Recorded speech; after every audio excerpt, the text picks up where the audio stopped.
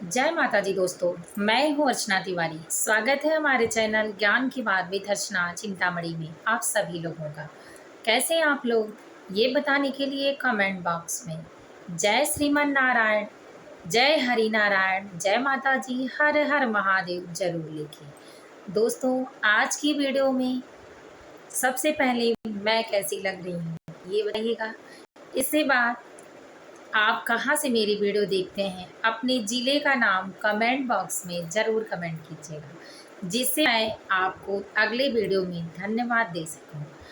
आप चाहते हैं कि मैं आप अपनी वीडियो के माध्यम से आपका नाम लेकर आपको चर्चा में लाऊं, तो ज़रूर 1 से 2 बार कमेंट कीजिएगा। मैं आपको समझ जाऊंगी कि आपका नाम लेना है, क्योंकि बहुत भाई बहन ऐसे होते हैं कि जिनका नाम लेने से वो परेशान हो सकते हैं या नहीं चाहते हैं, तो मैं इसलिए नहीं लेती हूँ।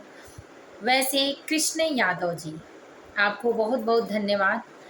आप मेरी वीडियो देखते हैं, अच्छा अच्छा प्यारा प्यारा कमेंट करते हैं। निक्की राय जी, जो अपने हर वीडियो पर अपना प्रेम दुलार आशीर्वाद देती और जो भी कमी होती है पूछती हैं या जो कमियां होती हैं बताती हैं, तो आपको भी बहुत बहुत धन्यवाद। ऐसे सभी लोगों को धन्यवाद जिन्होंने 1 से 2 बार कमेंट किया और अलग अलग तरीके से किया। अगर आप भी चाहते हैं कि हर वीडियो पे कमेंट करें और आपको भी मैं धन्यवाद दूं, तो ज़रूर करें।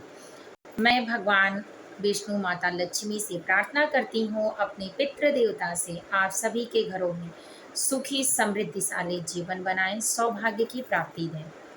इसके साथ दोस्तों, आज की वीडियो में हम बात करने वाले हैं, यानी पितृ तर्पण में कूसा, तिल, जौ, अक्षत क्यों प्रयोग किया जाता है, क्यों इसके लिए या इसके बिना माना जाता है तर्पण अधूरा, क्या है इसका महत्व और शास्त्र में क्या बताया गया है, इसका अर्थ, नियम, कि ये इसी चीज़ों को प्रयोग किया जाता है, क्या होता है इसका लाभ, पितृ कैसे होते हैं इससे तृप्त। आप सभी के घरों में ये चीज़ें प्रयोग होती हैं। जो लोग भी सनातन संस्कृति सभ्यता और धर्म से हैं, उन सभी लोगों के घरों में ये चीज़ें प्रयोग की जाती हैं पितृपक्ष के दौरान।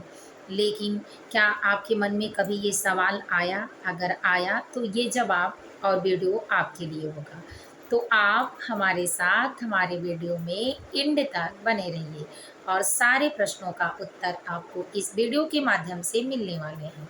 तो चलिए जानते हैं, तिल, कूसा, या ये कहिए कि कूसा, तिल, जौ और अक्षत का तर्पण में क्या होता है महत्वपूर्ण भूमिका और क्यों करते हैं इसका प्रयोग।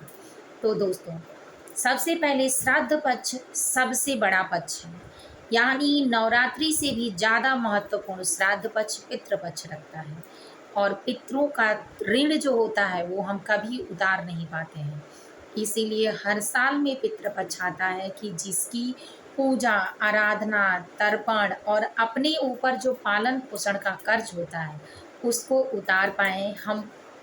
हमको हमारे पितृ इस चीज़ का सौभाग्य दिए हैं कि जिससे हम अपने कर्म से अपने भाग्य को बदल पाएँ। तो सबसे पहले चलते हैं शास्त्र की तरफ और सुनते हैं, जानते हैं सारी बातें, तब जाके आपको अर्थ सारा समझ में आएगा। वीडियो पसंद आए तो लाइक ज़रूर कर लीजिए, चैनल को सब्सक्राइब कर लीजिए, ताकि मेरे हर वीडियो का नया नोटिफिकेशन आपको पहले प्राप्त हो जाए। इससे पहले आप वीडियो को लाइक ज़रूर कर लीजिएगा, ताकि मेरे हर वीडियो में लाइक अगर आपका मिलता है तो मुझे भी पता चलता है कि आप कितना वीडियो को पसंद करते हैं, किन किन बातों की होती है ज़रूरत, और क्या आपकी नई जानकारी या मेरी जानकारी आप तक पहुंचती है, आपके दिल तक पहुंचती है। इन बातों को बताने के लिए आपको वीडियो में लाइक ज़रूर करना पड़ेगा।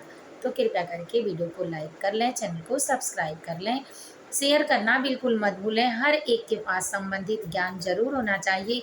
आप जो करते हैं उसका क्या पुण्य बनता है, अगर ये आपको जानकारी है तो आप अपने सारे काम को विश्वास के साथ, लगन के साथ और एक उन्नति का आस लेकर करते हैं। और कहा जाता है कि जो काम एक मन रख के या ये कहिए उम्मीद के साथ किया जाता है, वो काम जल्दी पूरा होता है और सफलता जल्दी प्राप्त होती है, उसमें 100% आशीर्वाद मिलता है। तो चलिए दोस्तों, अब जानते हैं सबसे पहले शास्त्र श्राद्ध पक्ष हमारे लिए बेहद महत्वपूर्ण होता है। पितृपक्ष में अपने मृत्यु पूर्वजों की आत्मा की शांति के लिए, उनको मोक्ष प्राप्त करवाने के लिए और उनकी मनोकामनाओं को पूर्ण करने के लिए श्राद्ध पक्ष बना हुआ है। पितृपक्ष में श्राद्ध पक्ष जो होता है महत्वपूर्ण भूमिका निभाता है हमारे जीवन में, और पितरों के आशीर्वाद से ही हमारे जीवन में सुख समृद्धि और उन्नति का मार्ग बनता है। इसीलिए शास्त्र में 3 ऋण बताए गए हैं। पहला देव ऋण, दूसरा पितृ ऋण और तीसरा पितृ ऋण, तीसरा गुरु ऋण, जिसको आप ऋषि ऋण कह लीजिए या गुरु ऋण कह लीजिए। जो देव ऋण होता है उनसे हमको जीवन मिलता है और नई जीवन जीने का ऊर्जा मिलता है।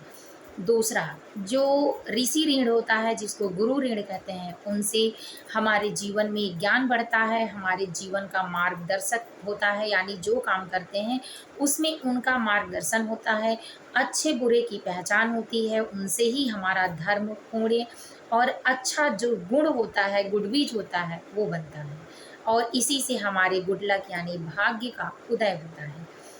तो ये दूसरा ऋषि ऋण हो गया और तीसरा ऋण हो गया पितृ ऋण। पितृ ऋण सबसे बड़ा ऋण होता है, जो हम उनके हमेशा कर्जदार होते हैं।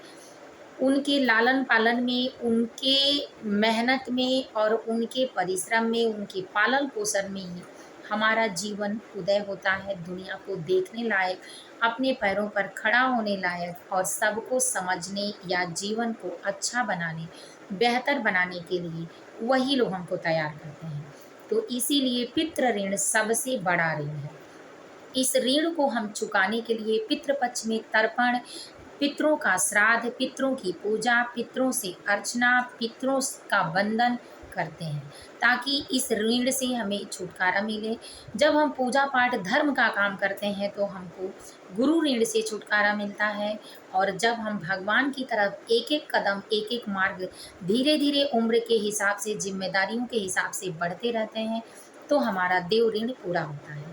तो पितृ ऋण भी ऐसे ही पितृपक्ष आता है, जब हम पितरों के लिए पूजा करते हैं, पितरों का काम करते हैं, पितरों के मोक्ष की प्राप्ति के लिए उनके अनुसार जीते हैं या करते हैं, तो उनको भी मोक्ष प्राप्त होता है। तो धीरे धीरे उनके जीवन में जब खुशियाँ, उनको मोक्ष की प्राप्ति और उनकी मनोकामनाएं पूर्ण होती हैं, तो हमारा पितृ ऋण उतरता है। तो उम्मीद है कि यहाँ तक की सारी बातें आप समझ गए होंगे। अब इसके बाद जानते हैं कि उतरता है तो इसमें महत्वपूर्ण भूमिका कुश, तिल और जौ, अक्षत का क्या होता है। तो सबसे पहले जानते हैं कि भगवान विष्णु के 12 अवतार था, उससे जो रूमें झड़े थे, उसी से शास्त्र के अनुसार माना जाता है कि कुश कुश का जन्म हुआ। कुश पवित्र होता है काफ़ी, और कुश से जो हम जल छिड़कते हैं पितरों के लिए या देते हैं पितृपक्ष में, तो वो उनको अमृत के समान होता है। तो अमृत तो मिलता है उनको, जिससे वो पवित्र होते हैं, तृप्त होते हैं, तो हमको कुशल, मंगल और सौभाग्यशाली होने का वरदान देते हैं। दूसरा, भगवान विष्णु के ही अवतार से तिल का जन्म हुआ, तो इसीलिए तिल चढ़ाने से पितरों को मोक्ष की प्राप्ति होती है। और कहते हैं तिल चढ़ाने से नक्षत्र यानी राहु, केतु और शनि में राहत मिलता है। इन तीनों नक्षत्रों में, ग्रहों में राहत मिलता है। इसलिए जो अगर ये आपका खराब है तो भी, नहीं है तो भी, और पितरों को मोक्ष की प्राप्ति अगर किसी कारणवश अपनी उम्र के पहले उनकी मृत्यु होती है और जितनी उम्र बाकी रह जाती है उतनी उम्र प्रेत योनि में आकर वो भटकते हैं। तो इसलिए जब हम उनको तिल चढ़ाते हैं या उनके किए गए कर्मों का दंड भुगतते रहते हैं, यानी भुगतते हैं, ये कहिए कि भुगत लेते हैं, या ये कहिए दंड में होते हैं या अपराध में होते हैं, तो उनको कष्ट होता है और भगवान का दंड उनको मिलता रहता है। तो जब हम तिल उनको अर्पण करते हैं तो ये तिल उनको प्राप्त होता है अमृत के समान, और उनके पाप कर्म कष्ट जाते हैं, कष्ट जो होते हैं वो कट जाते हैं, तो उनको मोक्ष की प्राप्ति होती है। इससे उनके जीवन को नया जीवन देने के लिए जब हम किसी का प्रयास करते हैं तो वो हमारा ऋण उतरता है और उनका आशीर्वाद हमको मिलता है, हम फलते फूलते हैं और उधर उनको मोक्ष की प्राप्ति हो जाती है। तीसरा, अक्षत। अक्षत को सुख समृद्धि माना गया है। जब हम पितरों को अक्षत चढ़ाते हैं, खड़ा अक्षत यानी चावल का दाना, तो पितृ इससे तृप्त होते हैं, उनकी भूख और प्यास मिटती है। तो इसके साथ वो हमको अन्न धन का भंडार भरने का और अपने घर में सुख समृद्धि बढ़ाने का, आर्थिक तंगी ना आए, घर में दरिद्रता ना आए, जिससे कलह क्लेश बढ़ते हैं घर में। आप खुद सोचिए कि जिसकी कमियां होती हैं उसी के घर में लड़ाई होती है। अगर आपको की ज़रूरत है और एक नया दूसरा कोई ला रहा आपके पास नहीं आ रहा है, तो आपको कलह होगा, क्रोध होगा, हिंसा होगी। लेकिन अगर सभी के पास सारी चीज़ें अवेलेबल होंगी तो क्यों होगा? तो इसीलिए कलह और क्लेश आपके घर में बढ़ता है जब कमियां बढ़ती हैं, आर्थिक तंगी बढ़ती है। तो जब हम उनको अक्षत अर्पित करते हैं तो अक्षत चढ़ाने की वजह से पितृ हमको आशीर्वाद देते हैं और हमारे घर में सुख समृद्धि, पैसे की कमी नहीं होती है, आर्थिक तंगी नहीं होती है, अन्न धन भंडार भरा रहता है। माता अन्नपूर्णा भी हमारे घर में निवास करती हैं। तो इसलिए पितरों को अक्षत चढ़ाने से पितृ प्रसन्न होते हैं, तो हमको अन्न धन भंडार भरने का आशीर्वाद देते हैं। अब इसके बाद जानते हैं जौ। जौ को हमेशा सुख और समृद्धि से जोड़ा गया है और 1 से 10 गुना फल की प्राप्ति होती है। अब चलिए थोड़ा सा त्योहार की तरफ चलते हैं। जौ चढ़ाने से पीला एक तो होता है, दूसरा नया अन्न है। नवरात्रि में आप जौ ही चढ़ाते देखते होंगे पहले माता रानी को, इसलिए कि जौ से ही हमारे नए साल की शुरुआत हुई थी। जौ ही पृथ्वी पर पहला अन्न आया था और जौ ही चढ़ाने से अगर आप किसी को जौ जितना देते हैं अक्षय तृतीया में, उतना आपको अगले जन्म तक यानी अगले पुण्य में सोना प्राप्त होता है। तो जौ को सुख और समृद्धि, सोने के भाव से तौला गया है। तो इसीलिए जौ जब हम अर्पित करते हैं तो हमारे जीवन में सुख और सौभाग्य बढ़ता है। इससे हमारे घर में खुशियाँ बरसती हैं और उतना हम उन्नति के मार्ग पर जाते हैं।